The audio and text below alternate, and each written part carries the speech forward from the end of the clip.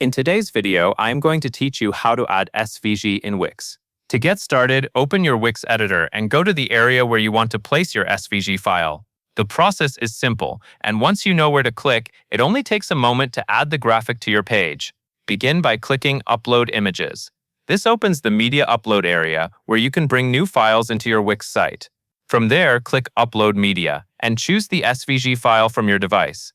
Make sure you select the file with the FALAT format, since that is the file type Wix will use for this kind of scalable graphic. After you choose the file, give it a moment to upload. You will need to wait until it appears in your site files before moving on. This is important because the file has to finish uploading completely before you can add it to your page. If your internet connection is slow or the file is a little more complex, it may take a few extra seconds. Once the upload area is ready, click Upload Images again. Then click Upload Media and select your SVG file if needed. Wait for the file to upload into your site files. When it appears there, click on the uploaded SVG to select it. This tells Wix that this is the exact file you want to place onto the page. Next, click Add to Page. Wix will insert the SVG onto your canvas so you can start positioning it.